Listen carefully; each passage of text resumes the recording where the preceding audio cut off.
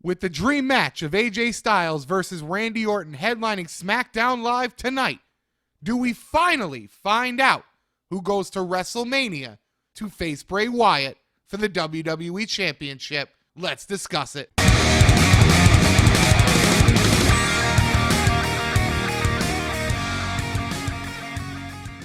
As always, want to start by thanking everybody for coming back to the Riggs Beast channel. So let's go beast on that subscribe button. Let's go beast on that like button. And let's go beast on this SmackDown Live review, which came to you from Indianapolis, Indiana. Let's just start by saying this.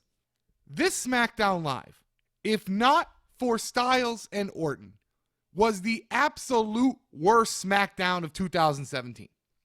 Before SmackDown became a live show, hell, before the draft in general, this is the SmackDown you were used to getting. Awful. There was maybe one or two passable things that happened on this show prior to the main event.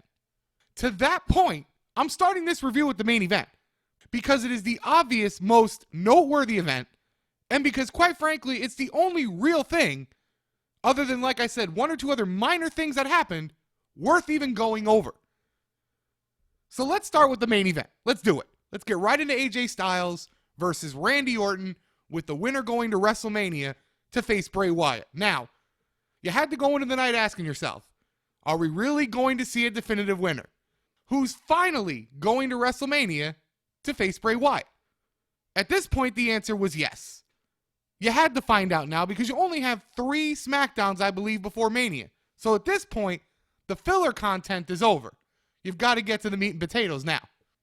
And Styles and Orton saved any credibility for this show. The match, even only getting 20 minutes, was fantastic. These guys can headline any pay-per-view, anytime, and it would be great. Styles comes in first, and he actually starts the match with a quick little promo. He welcomes everybody to SmackDown Live, the house that he built. This is actually when SmackDown Live felt like it started, so, quote, this is the actual opening segment.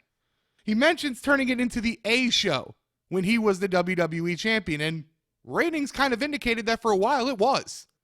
He talks about the disrespect from Daniel Bryan and the disrespect from Shane McMahon, and now there's an AJ Styles conspiracy to keep him out of the main event.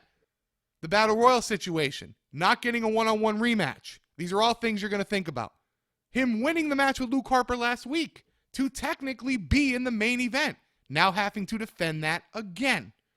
This is all leading to the AJ Styles feud with Shane McMahon. Even though when we go over the actual opening segment, I think they should have reversed something they said, but this is still leading to that.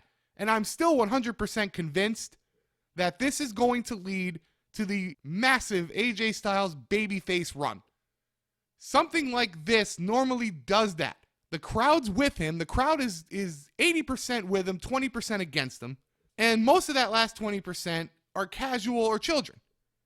So once they position him as the babyface after this, they're going to be with him. But to the actual match, it's a slow start to the match, which is very typical of how Shawn Michaels started a lot of his matches once he got to the main event scene. He did the slow build and it would crescendo over the match itself. And AJ Styles works very similar to Shawn Michaels. He is the absolute closest thing and a real comparison to Shawn than anybody else has been. After the slow beginning, as it gets going, AJ starts working on the left leg of Randy Orton. If you don't have legs, you can't hit an RKO. And plus, this sets up the calf crusher. And he did that for a lot of the match. He would go after the leg, go after the leg. This is great ring psychology. This right here should almost be a lesson to other performers on how to go with a match. But like I said, he's working on the leg. Orton counters him. He gets him to the outside. He's able to do a backdrop of AJ on the barricade. Randy, though, is selling these kicks. He's limping. He's grimacing. As AJ has been put in the ring by Randy, AJ go ahead, chop blocks him, and they go to a commercial break. The one thing I will say is at least they only had one commercial break during this match. Though there weren't many matches tonight, and no matches worth speaking of, there weren't commercials during the matches, really. One at the most. Which is sad that they chose the worst night to do that. Can you do that on a good night, please? I beg you. I plead with you. Do that on a good night. But out of the break, AJ again working on the leg. Randy begins at that point to make a comeback After countering his leg attacks, he hits a full Nelson slam, only gets a 1 count. Orton then starts stomping on the right leg, trying to go after what Styles has been doing to him. A little, you do to me, I do to you, eye for an eye type deal. Orton puts him on the top turnbuckle, trying to do a superplex. Styles slips out, gets his head, boom, on the turnbuckle. Styles hits his reverse neck breaker, 2 count. Now Styles is going to go for the Styles Clash here. Orton's going to counter Styles outside the ring to go for his in-ring DDT. Styles is going to counter that and get him in the calf crusher. Orton sounds like he's going to submit. He gets to the ropes. Styles then goes for the phenomenal forearm, which is countered into the in-ring DDT. And then Orton sounds like he's going to go for the RKO. Boom! Styles gets him into the Pele kick. Styles then gets on the apron. He goes for the phenomenal forearm. He fakes out Randy because Randy's setting up like he's going to go for the RKO. Randy does the RKO motion, backdrops himself. Styles then goes for a 450 splash.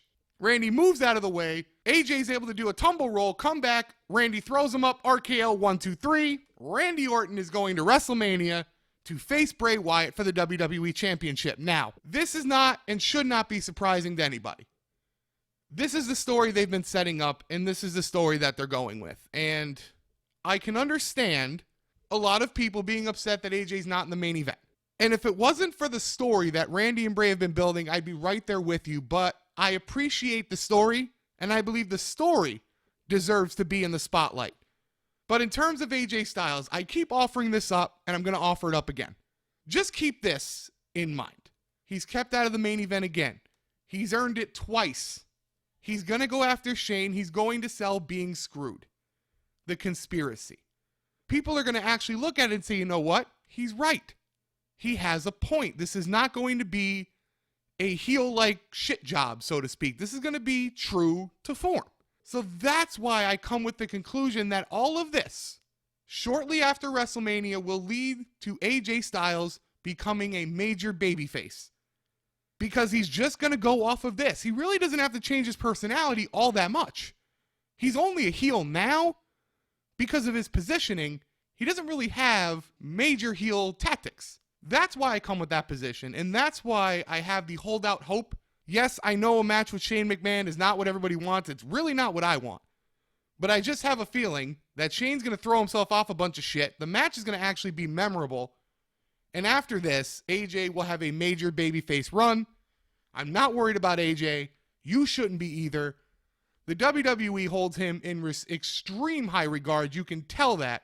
So don't worry about AJ Styles, guys. He will be just fine. Unlike the rest of this godforsaken show, which was not fine.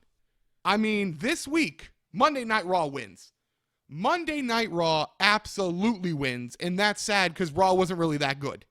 SmackDown was fucking horrible. On my Twitter at @TheRigsBeast, I found a tweet from Arby's that was a play on Bray Wyatt, who was not on the show, by the way. There's no Bray Wyatt, which made sense after what happened last week. Of a lantern, a little made-up ring with the wrapper of a chicken sandwich and ropes, and a chicken sandwich just there for 13 seconds, and it says, "We're here." Now go check that out, like I said, at @TheRigsBeast, because that was more exciting than 90% of SmackDown Live besides Randy Orton and AJ Styles. Let's talk about the open of this show. So the open is Shane comes out. Bryan follows. Shane says they haven't come to a choice on the Wyatt opponent. Bryan says it should be Randy Orton. Shane says it should be AJ Styles. This, I think, should be reversed.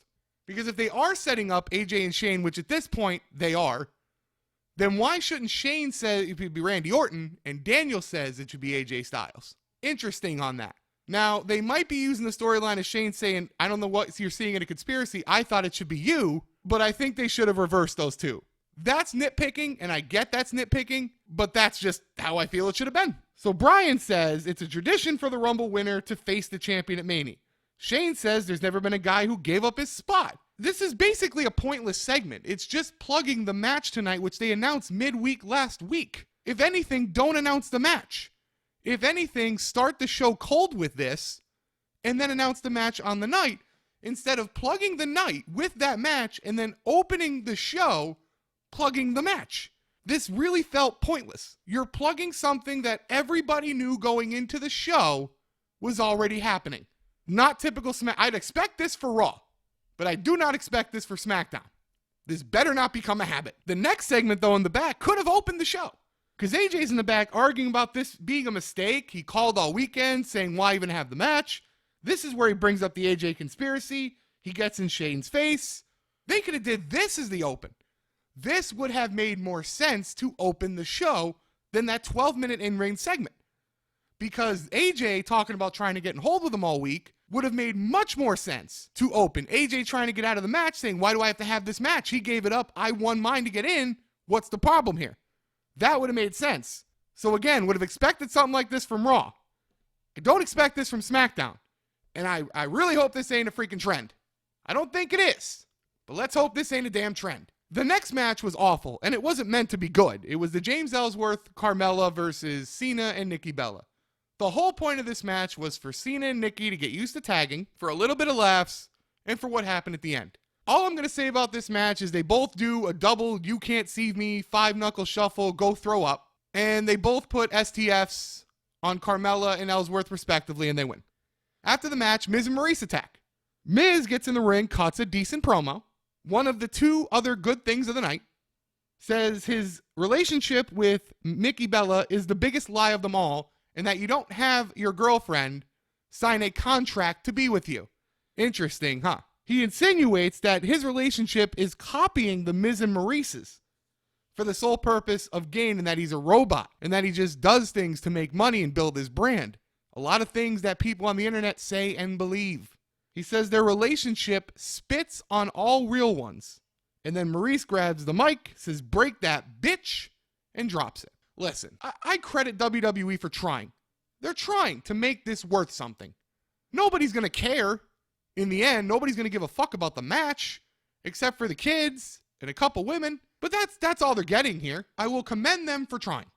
At least they're trying. You do not get an award for trying. There are no participation awards here on Rigsby's channel. But I will recognize your attempt. And that's what I'm doing. So a quick segment backstage. Renee gets with Randy. Randy just cuts her off and says that he burnt Bray to the ground last week. What is he capable of doing to AJ Styles? He tells AJ he should be very afraid, and if that he was AJ, he would probably just run. Nice little promo, setting up the match tonight, and that's it. That's all you really needed. I go back to that open. 12 wasted minutes. Next is another supposed match between Dean and Kurt Hawkins. There's no fucking match. He just clotheslined them coming down, gets to the ring, gets on the mic, and says he would call out Corbin, but he's in the back doing lone wolf things, and that he should wonder if he's the lone wolf because he chooses to be, or if because everybody just thinks he's a scumbag. And that's him saying that. Corbin gets on and reinstates that he doesn't come to the ring when he's called for Dean or for anyone, and says to enjoy the things he has while he has them, because when he is ready, he's going to take everything that Dean cares about. Ambrose just simply says he'll come for him then, gets out, Hawkins tries to attack, Dirty Deeds. That's it. This was, again, good little promo. Nothing special, but good little promo. They have more in this night. They go to the back again. Ambrose is looking for Corbin. They find him, but Corbin's holding a guard, and he throws the guard at Dean and then beats him with this pipe. And he's beating him with the pipe, and he's beating him with the pipe. And he stops, and he goes like he's going to walk away, and Ambrose, holding his chest, goes, good talk. Corbin then gets him, beats him some more, and he actually gets, I don't know what the machinery's called, excuse me for that, but he gets him underneath it, and he pins him down with the thongs of this machine, pins him down with it, quote-unquote crushing him. They had medical updates later in the show saying that he might have bruised or broken ribs, bleeding out. Listen, it's all fake. You know that deal, so we're not even going to report that garbage. But it's, again, nice little segment. If Dean and Corbin can get 15 minutes at WrestleMania in a Falls Count Anywhere or just brawl-type match, they'll put on a show. They really will. And I think that's exactly how this should go, because this whole segment tonight by Baron Corbin, even his little promo, was better tonight. I'm going to keep reiterating this. Corbin is money once he gets his interviews down. Absolute gold. And I'm still convinced we'll be a champion by the end of the year. And I'm not talking Intercontinental, I'm talking WWE champion. Then we're going to have the Blissertation. What I'm going to say about this before going over it is we have our championship pre-show match, guys. We absolutely have our championship pre-show match. And I want to say this real quick. In life, It's not always about what's fair. We can all agree that since the draft, the SmackDown women have outperformed the Raw women. They haven't had as good as positioning, but they've outperformed them. That does not always correlate to status. And that's what's happening here. The SmackDown women should have a title match on WrestleMania, but that might overshadow the big names of Charlotte, Sasha, Bayley. So they're not going to have it. And that's going to upset some people, and again, I understand it. And it's as simple as not everything is fair. And what I offer up to this is if the SmackDown women can continue throughout the next year to build their brand and build their name and perform like they have been, then this will be rectified. But that's all this is. That's all what I'm about to go over really is positioning of the bigger names on the main card of WrestleMania to attempt to sell tickets they haven't sold yet, and because they don't want to have 2 women's championship matches on the card. That's it. That's all. Now that I've started you off with that, let's go over the Blissertation. Bliss says that she's going to announce her WrestleMania opponent. She says it won't be Naomi because she's at home with the ouchies. It won't be Nikki because she's in the training room with her square chin Superman. Kind of funny. It won't be Carmella because she is taking care of her chinless troll. And it's not going to be Chucky, but you know her as Becky Lynch. Becky comes out and says that she has an announcement and that she's going to be the woman who will beat Alexa Bliss and take her title back at Mania. Natalya comes out. You get where this is going yet? And she's talking about how her and Alexa had a conversation and about how they're both championship material. Alexa asks if she's been into the catnip because she's not facing her. She actually looks at Natalya and goes, "You're the worst there is, the worst there was, and the worst there ever will be." Mickie then grabs the mic and says that they're ruining a special moment where she announces that Mickey's going to be the opponent. Alexa backs off that. What I meant was, this whole thing is stupid, guys, and you know what's coming. Daniel Bryan comes out. And Daniel Bryan announces that at WrestleMania, now he doesn't say the pre-show, but this has fucking pre-show written all over it, that Alexa Bliss, to prove she is the best woman on the roster, will defend her title against every active woman on the roster. That's the match. Now, you don't know what kind of match. You don't know what type of match. They didn't say that. They just said Alexa versus every woman on the active roster. So now both women's matches are multi, but they're going to split them up. And which one do you think's getting on the main show? I rest my case. After this, though, he sets up, in honor of Teddy Long, a holla holla holla tag team match of Natalya and Becky versus Mickie and Alexa. The tag match was really back and forth, but again, you knew what's coming. You don't care. You're almost deflated at this point that the women's title match at WrestleMania for SmackDown is just a clusterfuck. So who gives a fuck about this? But towards the end of the match, Mickey's getting dominated, but she won't tag in. She gets her comeback. She hits her straight fire forearm. Natty comes in, German suplexes her. Then she leaves. Alexa tags herself in over Mickie. 1, 2, 3. Alexa and Mickie win. Mickie then Mick kicks Alexa Bliss, raises the title, walks out. And after that was Styles and Orton. So this SmackDown, except for Styles and Orton, the Miz promo and the Baron Corbin, Dean Ambrose stuff was god fucking awful. If it wasn't for Styles and Orton, I'd give this a 2 out of 10. Styles and Orton, I'll give it a 3.5. Fuck it, I'll give it a 4 because the Styles and Orton gets 3 of that. We now know who's going to WrestleMania. It's Randy Orton versus Bray Wyatt. We now know they really are going through with AJ versus Shane. So we can kind of get a glimpse of what the card is. We know the women on SmackDown are getting fucked. All in all, a very depressing SmackDown. The women are getting fucked. AJ's getting Shane. But the best story going today is going to be front and center at WrestleMania. Now, it isn't going to be the main event because we all know Goldberg and Lesnar got to have their 5 minutes of fuckery. But for the wrestling fan, Bray and Randy will not disappoint. I know AJ not being there is going to hurt some people, but do not take that out on the great story Bray and Randy have been telling. But that's going to do it for tonight's SmackDown Live review. So as always, let's go beast on that subscribe button. Let's go beast on that like button. And as always, guys, keep it beast.